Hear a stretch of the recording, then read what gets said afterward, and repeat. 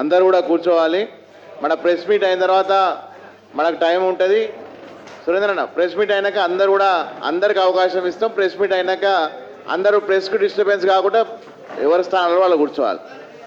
అందరికి request, first press అయిన తర్వాత మనము అందరూ మన నేషనల్ జిఎస్ వారు మనంబడి ఉంటారు కాబట్టి అందరూ కూడా దయచేసి వారి స్థానాల్లో కూర్చోవాలి.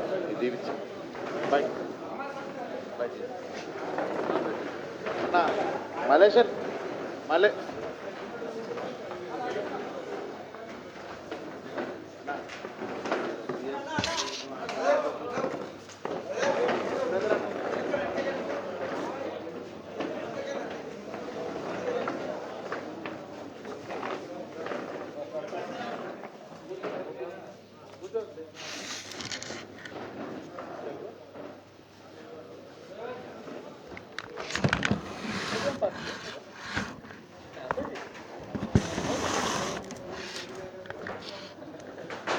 దీపక్ ఓకేనా?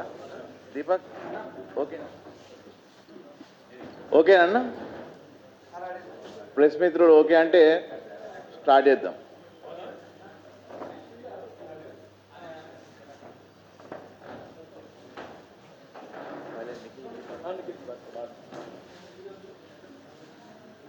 అందరికీ నమస్కారం.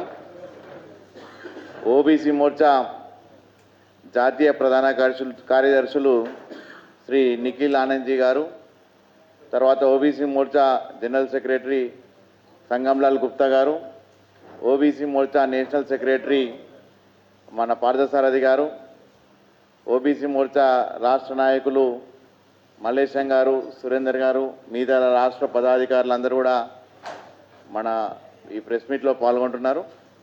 ముఖ్యంగా నరేంద్ర మోడీ గారి ప్రభుత్వం వచ్చిన తర్వాత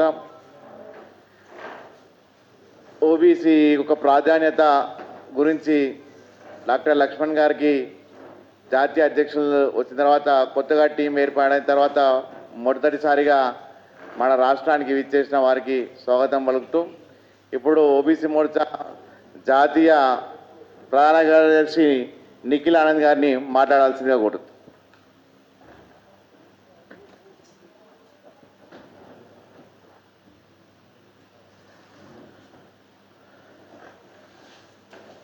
आज के इस प्रेस मीट में आप सभी पत्रकार बंधुओं का हार्दिक स्वागत है, अभिनंदन है. I welcome all the journalist, camera person, photographers belonging to all the media organizations of Telangana. I welcome everyone. We have with us Sangamlal Gupta ji, our National General Secretary, as well as Member of Parliament from Pratapgarh in UP, and myself, Dr. Nikhil Anand, General Secretary, OBC Morcha, and Parthsarathy ji is National Secretary.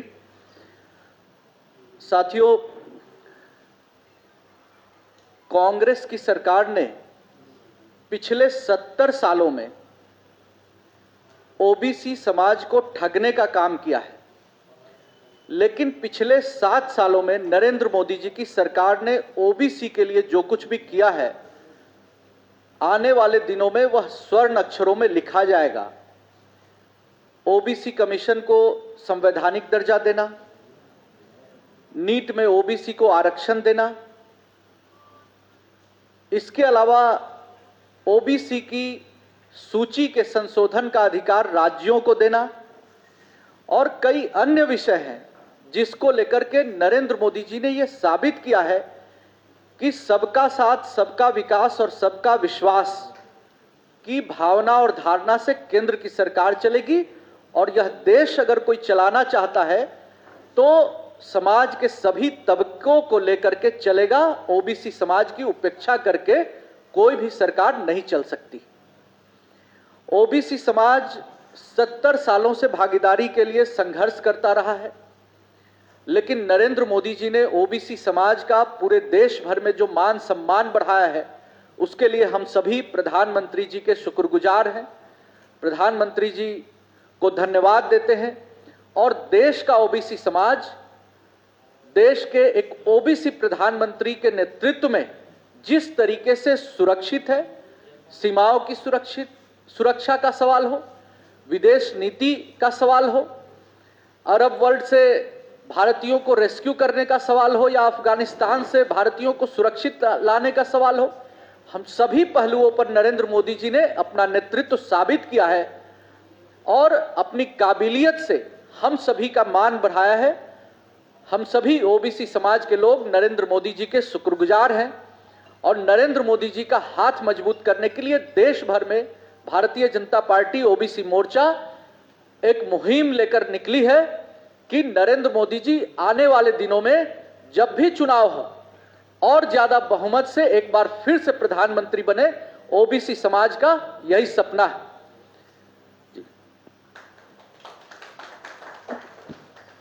ఇప్పుడు national general secretary Uttar Pradesh Pratapgarh నుండి లోక్సభ సభ్యులు శ్రీ సంగంలాల్ గుప్తాజీ గారిని మాట్లాడాల్సిందిగా కోరారు.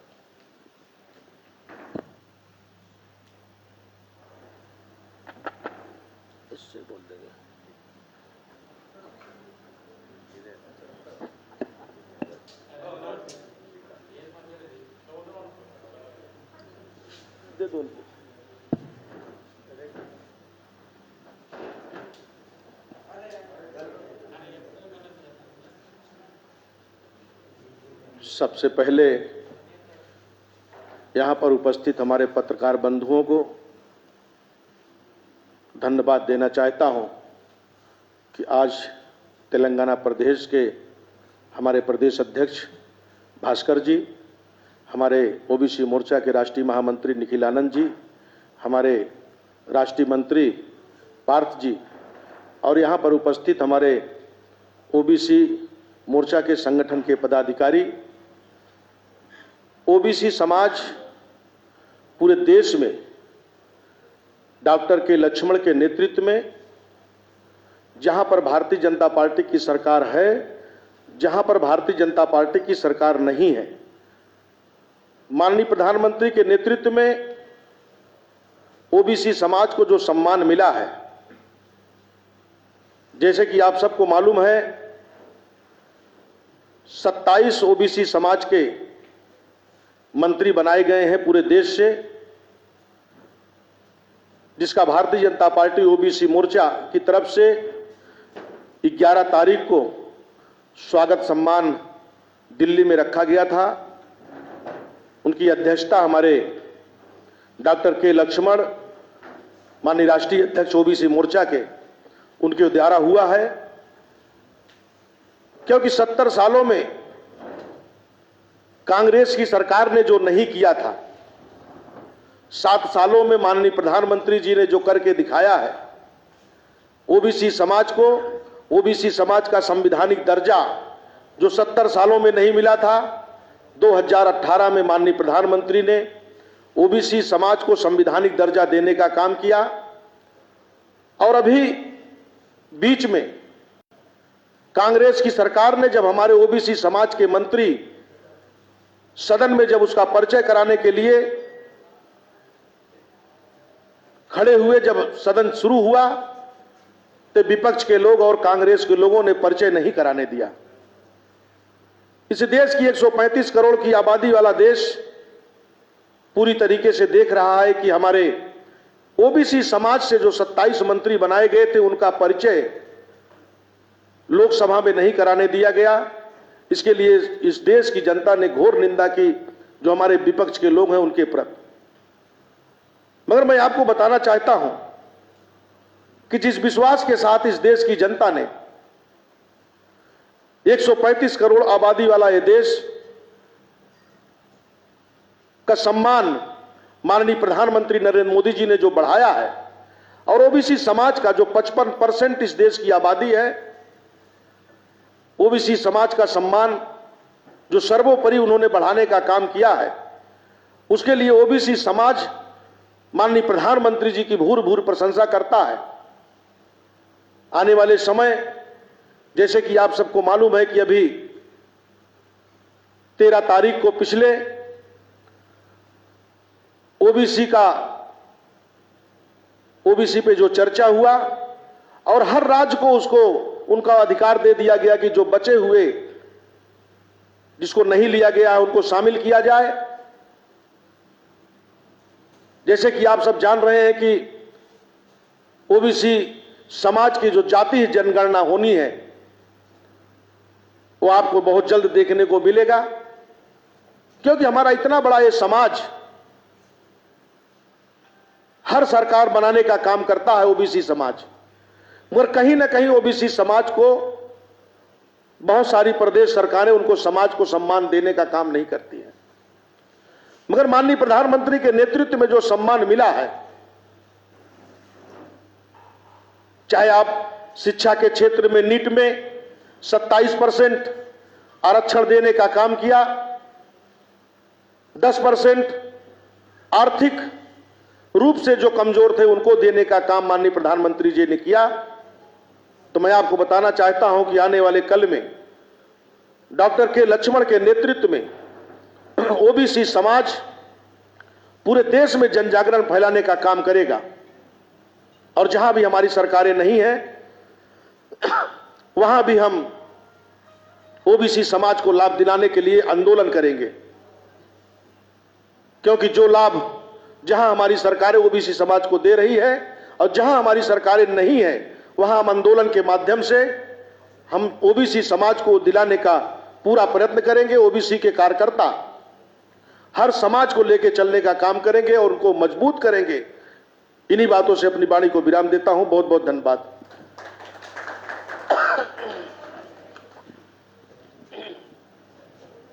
అందరికీ ధన్యవాదాలు। ఇప్పుడు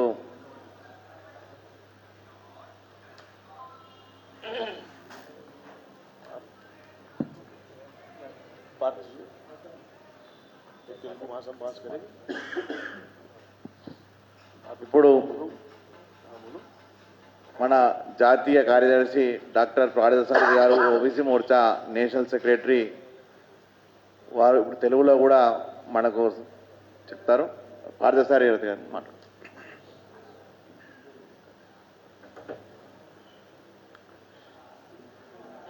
అందరికీ నమస్కారం।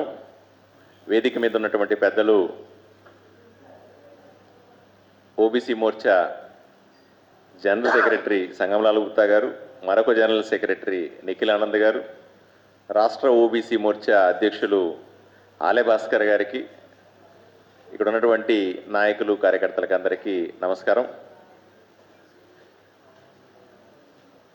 నరేంద్ర మోదీ గారి నాయకత్వంలో గత 7 సంవత్సరాల్లో జరిగినటువంటి బీసీ సంక్షేమం కానీ బీసీలకు సంబంధించిన అభివృద్ధి గత 70 సంవత్సరాల్లో ఎప్పుడు కూడా దేశం కని విని ఎరుగంది।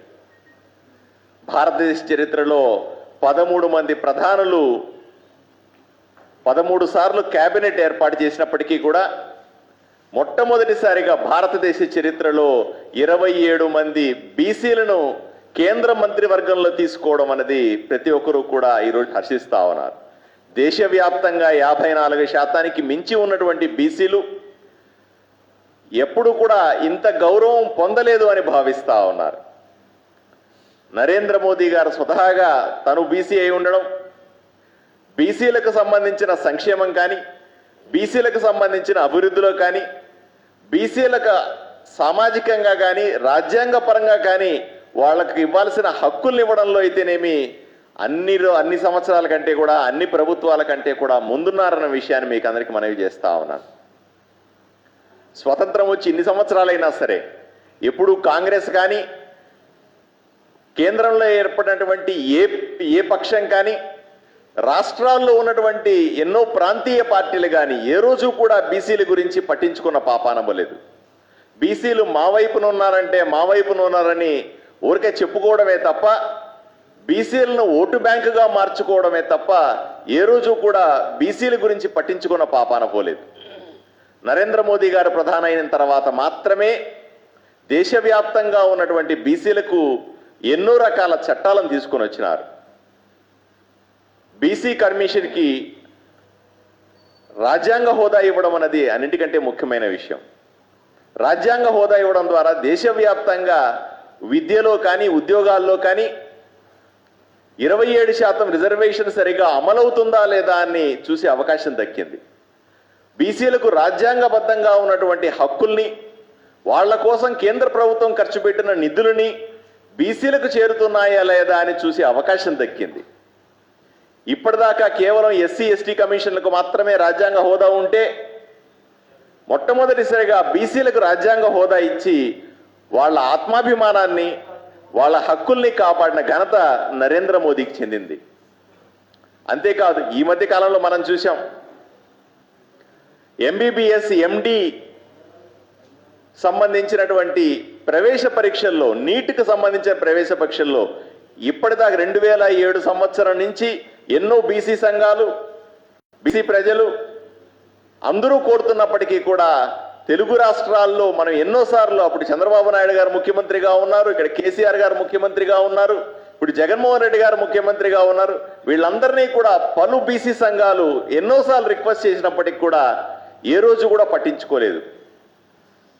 లోక్సభలో కానీ రాజ్యసభలో కానీ ఈ ప్రాంతీయ పార్టీలకు సీట్లు ఉన్నప్పటికీ కూడా, అక్కడ ప్రతినిధులు ఉన్నప్పటికీ కూడా ఏ రోజు కూడా పార్లమెంట్లో కూడా రాజ్యసభలో కానీ ఈ విషయాన్ని చర్చించలేదు.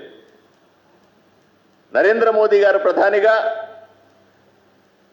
ఆల్ ఇండియా కోటాలో బీసీలకు 27% ఇవ్వడం, ఆర్థికంగా వెనుకబడినటువంటి అగ్రకులాలకు 10% రిజర్వేషన్ ఇవ్వడం ద్వారా ప్రతి సంవత్సరం కూడా సుమారుగా 5,500 మంది బీసీ విద్యార్థులు ఎంబీబీఎస్ ఎండీల్లో ఈరోజు ప్రవేశం పొందే అవకాశాన్ని దక్కించిన ఘనత నరేంద్ర మోదీ గారిది.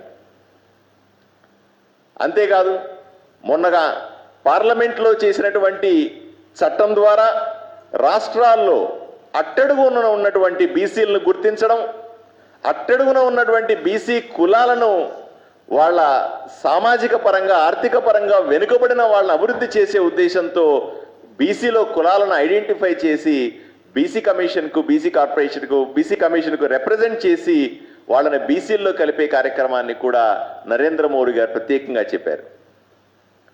ఇలా ఎన్నో అంశాలని దేశవ్యాప్తంగా ఉన్నటువంటి బీసీలు ఈరోజు నరేంద్ర మోదీ గారు తీసుకుంటున్నటువంటి ఈ చట్టాలని, నిర్ణయాలని స్వాగతిస్తా ఉన్నారు, సంతోషం వ్యక్తం చేస్తా ఉన్నారు. భారతదేశంలో ఏదైనా ఒక పార్టీ బీసీల పక్షాన మాట్లాడుతుంది, బీసీల కోసం చట్టాలు చేస్తుంది, బీసీల అభివృద్ధి గురించి, సంక్షేమం గురించి ఆలోచన చేస్తుందంటే అది ఒక్క భారతీయ జనతా పార్టీ మాత్రమే అని మీకు అందరికీ మనవి చేస్తూ ఈ అవకాశం ఇచ్చినటువంటి భాస్కర్ గారికి, పెద్దలకందరికీ కూడా ధన్యవాదాలు తెలుపుకుంటున్నాను. నమస్కారం. ధన్యవాదాలు.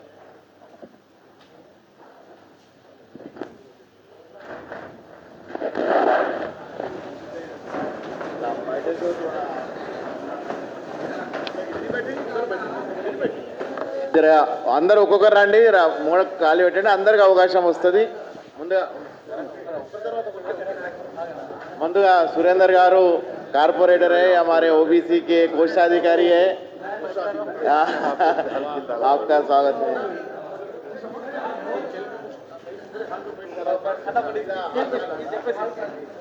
करण जी